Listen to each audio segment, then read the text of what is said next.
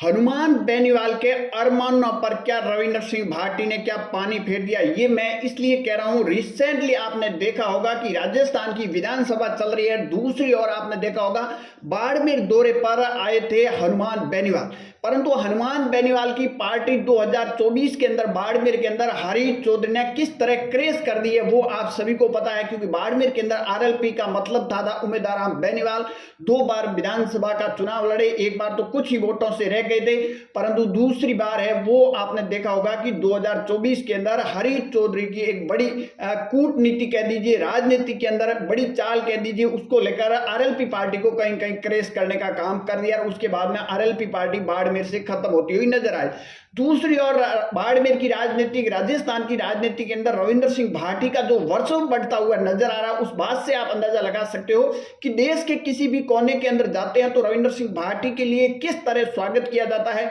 किस तरह भीड़ उमड़ती है, उस बात से आप अंदाजा लगा सकते हो। तो कहीं न कहीं जो हनुमान बेनीवाल की आरएलपी पार्टी को एक तरफ तो कांग्रेस के नेता ही या फिर उन्हीं के नेता है वो क्रेज करने में लगे हुए, दूसरी ओर राजस्थान के अंदर रविंद्र सिंह भाटी का जो वर्चस्व बढ़ता हुआ नजर आ रहा है। आपने देखा होगा अलग अलग जगह से तस्वीरें जहां रविंद्र सिंह भाटी जाते हैं, एक दिन पहले कार्यक्रम होता है, उसके बावजूद भी वहां हजारों की भीड़ उमड़ जाती है। जो बड़े बड़े दिग्गज नेता है वो आने पर भीड़ नहीं उमड़ती है, उतनी रविंद्र सिंह भाटी के लिए भीड़ उमड़ जाती है। तो बाड़मेर की राजनीति के अंदर खासकर बात की जाए या राजस्थान की राजनीति की बात की जाए तो 2024 के बाद आरएलपी पार्टी का जो वर्चस्व था वो बिल्कुल खत्म हो गया। मात्र एक सांसद है, वो भी हनुमान बेनीवाल नागौर से, वो भी कांग्रेस के साथ गठबंधन करके, तो कह दीजिए कांग्रेस की देन है, क्योंकि हनुमान बेनीवाल ने जिस पार्टी के साथ गठबंधन किया और गठबंधन करने के बाद में जैसे ही चुनाव जीते हैं तो हनुमान बेनीवाल का सीधा बयान आता है कि मेरी वजह से इस पार्टी को इतने वोट मिले, मेरी वजह से इस पार्टी को इतने सीटें मिली।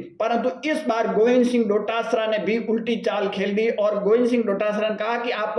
आरोप लगाते हो तो इस बार मैदान में अकेले आइए, और अकेले जैसे ही चुनाव के अंदर गए 2024 के अंदर तो आरएलपी पार्टी की कनिका बेनीवाल करीबन 13,000 वोटों से शिकस्त खा गई। तो आज आरएलपी पार्टी के राजस्थान के अंदर विधायक भी होते अच्छे खासे मात्रा में, परंतु हनुमान बेनीवाल के ये बयान ही हनुमान बेनीवाल को नुकसान कर गए। दूसरा, हनुमान बेनीवाल ने टारगेट किया गढ़ और किलों को लेकर, जो टारगेट किया वो भी, परंतु रविंद्र सिंह भाटी को आपने देखा होगा, रविंद्र सिंह भाटी इस तरह के कभी भी बयान नहीं देते हैं, चाहे गढ़ हो किले हो, तमाम इन बातों को लेकर रविंद्र सिंह भाटी ने इस तरह का कोई बयान नहीं दिया और शायद उसी वजह से किसी धर्म को लेकर बयान नहीं दिया। रविंद्र सिंह भाटी ने हमेशा ये कहा कि 36 कौम की सभी भाइयों की बात करते हैं, तो वो रविंद्र सिंह भाटी के लिए एक बड़ा प्लस पॉइंट हो गया और उसी वजह से आरएलपी पार्टी को इसका नुकसान होगा। क्योंकि बात की जाए आरएलपी पार्टी का, अब बाड़मेर के अंदर इस तरह का उम्मीदवार राम बेनीवाल ने जिस तरह मेहनत करके और आरएलपी पार्टी को खड़ी की थी, परंतु उसके बाद अब बात की जाए थान सिंह डोली है, परंतु थान सिंह डोली के पीछे लोगों की इतनी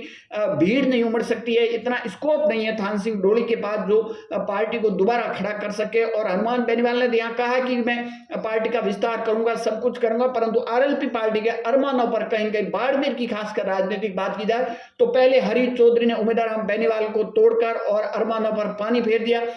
और उसके बाद में रविंद्र सिंह भाटी का जो प्रकोप बढ़ रहा है पश्चिमी राजस्थान के अंदर, जिस तरह पैर पसार रहे हैं रविंद्र सिंह भाटी, अपनी टीम को तैयार कर रहे हैं, समर्थक तैयार कर रहे हैं, उससे आरएलपी पार्टी के साथ साथ बीजेपी और कांग्रेस को भी नुकसान होता हुआ नजर आ रहा है। हालांकि बीजेपी को ज्यादा नुकसान होगा और कांग्रेस को है वो कम नुकसान होता हुआ नजर आएगा। आप सबकी इस पर क्या राय, कमेंट सेक्शन जरूर देना। ज्यादा जानकारी के लिए हमारे यूट्यूब चैनल को जरूर फॉलो कीजिए।